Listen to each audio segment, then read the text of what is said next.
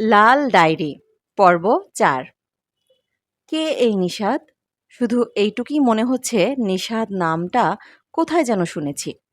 তবুও কিছুতেই মনে করতে পারছি না। এদিকে আমার ব্যস্ততা ভীষণ বেড়ে গেছে। বাবার অসুস্থতার জন্য ভাই ভাবি দুজনেই আজ আসবেন।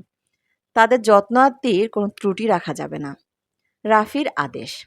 তার ভাই ভাবি তো বাসায় থাকে না, তাই দুই ভাইয়ের ভালোবাসা যেন স্বাভাবিকের তুলনায় বেশি। রোকন ভাইয়ারা আমাদের বিয়ের পরেই ঢাকায় চলে যান। শুনেছি মায়ের মৃত্যুর পর এই বাড়িতে রোকন ভাইয়ার অস্বস্তি লাগতো, তাই ভাবিকে নিয়ে একেবারে ঢাকায় চলে গেলেন। মায়ের মৃত্যু মনে হতেই বুকটা ধুক ধুক করে উঠল।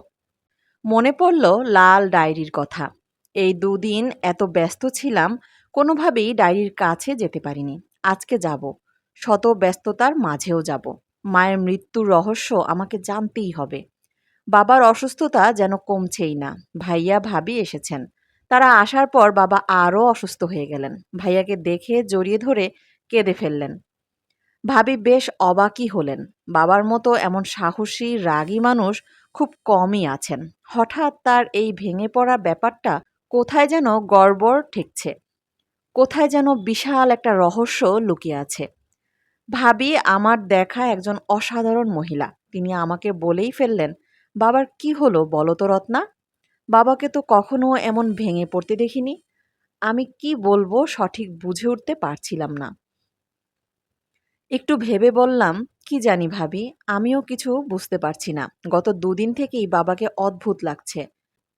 ভাবি কিছু বললেন না।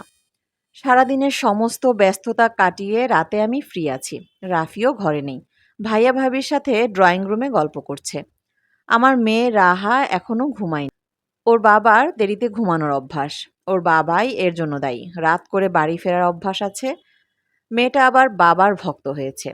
বাবাকে ছাড়া কিছুই বোঝে না। বাবা বলেন রাহার সাথে নাকি আম্মার ভীষণ চেহারার মিল। রাফিও বলে, কিন্তু সত্যি কথা আমি তেমন কিছুই দেখতে পাই না।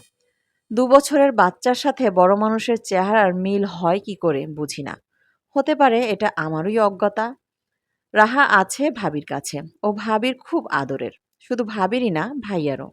বাচ্চার প্রতি এই দম্পতির দুর্বলতা থাকা অবশ্য অস্বাভাবিক না।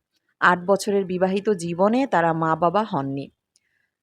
ঘরের দরজা পিছন থেকে আটকে দিলাম।